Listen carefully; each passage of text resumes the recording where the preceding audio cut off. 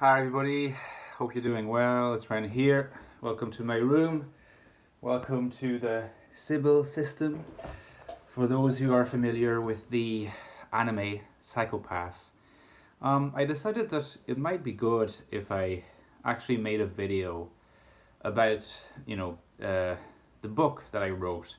And since I don't want this video to be purely about the book, because then it would be, shameless self-promotion, which I suppose would be okay.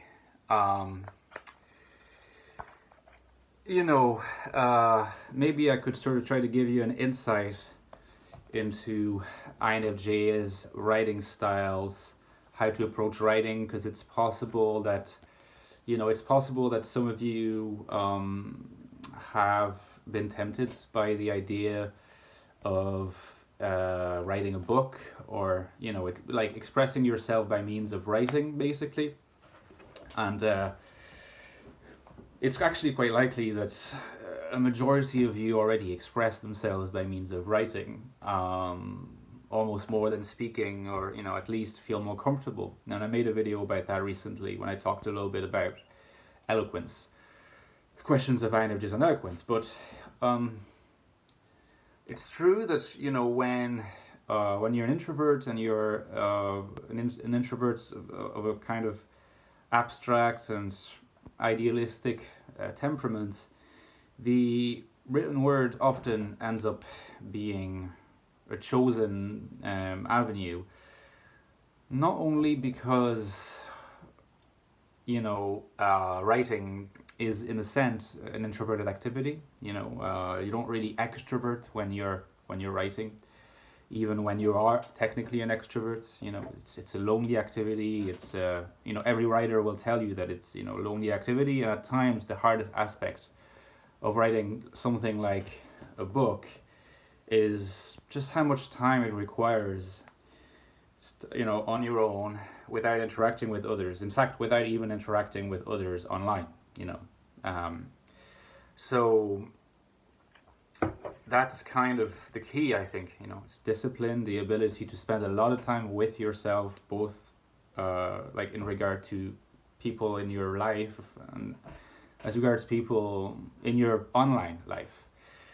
So INFJs, INFPs, probably the two types that are the most drawn to writing, because it's a way of manifesting both their intuitions and their F function as well.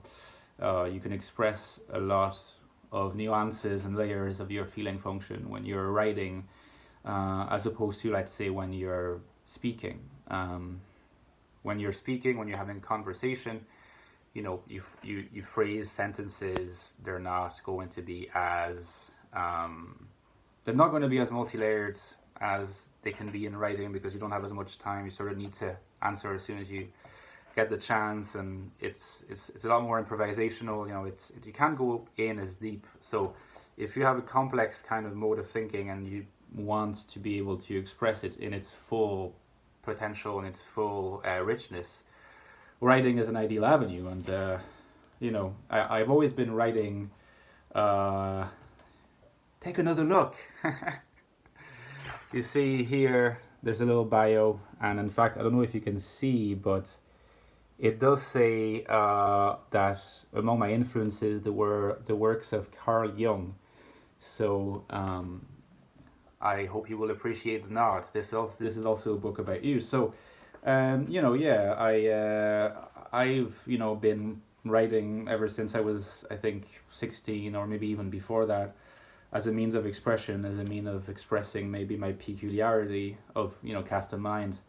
And it's nice to see that finally the what's in my mind has become a kind of product. It's a product. It's a thing I have in my hands, and it's a great thing to look at. Now, in terms of the process, I would say that it will depend on the personality type, temperaments and proclivities you have.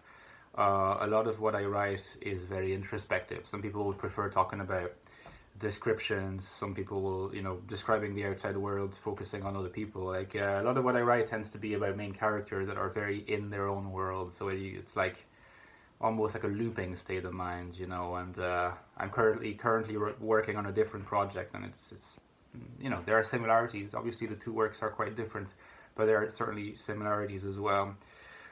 I think that this book also probably, if you read this book, if you're curious to read this book, because I don't want, there'll be links in the description box, and I don't want to reveal too much about it. It's obviously a psychological novel. Well, obviously, it's a psychological novel. It's in the tradition of, Franz Kafka, Dostoevsky, Camus, and maybe a bit of Hess, if you like those authors. Basically, it's halfway between INFJ and INFP, and I think if you read this book, you'll probably think that I'm not an Enneagram type 5. At least that's my suspicion, because, on the personality database website, like from time to time I click and have a look at my profile because I'm curious how I'm perceived, human being, I'm curious how I'm perceived, and the overwhelming majority, types me as an INFJ. In fact, 28 are either 28 or 27 out of 27. So all the votes for MBTI type are INFJ. So there's not a lot of debate. Apparently there's just complete consensus on that front, which, I'm happy about. I must be right about my own type. But there is also almost no debate or no disagreement about my Enneagram. And the Enneagram got 13 votes for Enneagram. 12 of them are 5 with a 4 wing,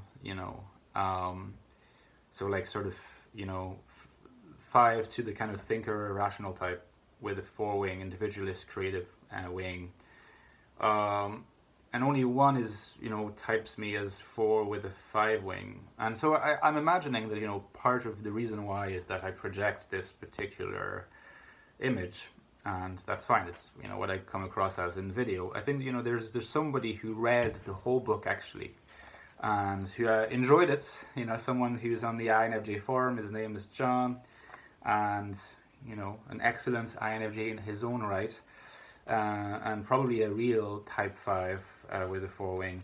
But he said that reading this book, he really didn't get the sense that the person who wrote it was a Type 5, but much more a Type 4 with a 5 wing. So I'd be really curious, if some of you end up reading this book, it would be really interesting if you could come back to me and tell me whether, after reading this book, you still think that I'm a Type 5 with a 4 wing, or if you're more inclined to see me as a 4 with a 5 wing. And in fact, I'd almost go so far, and this is going to surprise you, I'd almost go so far as to say that some of you might end up even wondering whether I might not really be an INFP. But again, this is maybe to titillate your, your senses and make you want to give a try to this this short novel or novella, The Interview. It's very readable. It's a literary novel, I can't say that it's like a beach novel or a crime fiction novel. It is a literary novel. If you like Kafka, I think you will like it. And I think that maybe part of why you could get the impression of INFP is that I think, in part it is very clearly influenced by Kafka. I had, with this book, I decided that I wanted to not worry too much about my influences being obvious, because in the past I tried writing books and I had long manuscripts for a number of works, but always felt kind of unfinished. I wasn't completely happy, and I think that in hindsight probably was partly because I always felt like I had to reinvent the wheel, and try to come up with my own style straight away, and it just blocked me and made me sound pompous at times, and just didn't make me sound very good and made me sound a bit pretentious. So I decided to just go for a book that's very clearly influenced by the authors I love, and thinking that I will manage still within this work to make my own personality come out at least a little bit. And I think I managed that, but you kind of have to let me know. And so I decided, you know, that I was going to sort of write in the way that I love, and influenced by Kafka especially. Kafka is an INFP. You can see a lot of Annie in what he's writing, quite a bit of SI as well, and you probably will find some of this in my own book, which could give the impression of INFP. But anyway, so you know, this is what I wrote. Great mode of expression for INFJs requires discipline, willing to spend a lot of time with yourself, and it's a learning curve. You know, like you initially kind of get everything wrong. You know, like it's hard to write a good character, an interesting character. It's hard to work on a plot. It's especially hard in my experience to get the pacing right, and I had to make a lot of edits, a lot of changes, and get some feedback to make improvements in the pacing, because the pacing initially wasn't all that good, and I think, you know, it's a lot better now. Like, but it went through 3 significant drafts, multiple smaller drafts as well, but 3 big significant drafts. Started with like an over 80,000 words novel. It's now only like 47,000 words or something. So drastic reduction. Benefited from some significant and quite cutting criticism of the initial draft by an INTJ. So the ending I completely changed, because my INTJ friend, who's also on the INFJ's forum, was saying, like, your ending you might not realize because it's completely cliche, and it's like, so it's been done a million times, and you're just trying to get away with just wrapping up your book because it's obvious you don't know how to wrap it up. So I had to rework that and rework the characters a little bit and the pacing. But you know, now I'm very happy with it. It requires a lot of work overall between the writing process and the editing process. You know, if you want to write a book, be prepared to spend a lot of time on editing. So it's almost a case of, if you want to write a book, you need to find a way of enjoying editing, because a lot of people just want to write, and they think that, you know, editing is very tedious and repetitive. But you need to learn to like editing your book. Like, you have a beautiful artwork and you enjoy making it more and more perfect, getting rid of the blemishes and making it more and more perfect. And this is how you have to see it, because you're going to spend a lot of time editing if you want to write something that you're so happy with that you're ready to share it with the world. One last time, it's my book. Please support me if you can. I've already sold a fair few copies of it, but you know, I love it if you give it a try. All right, see you guys. I hope you've been well. Enjoy the rest of your weekends, and next week we will be returning to some topics that have more to do with psychology. All right, ciao.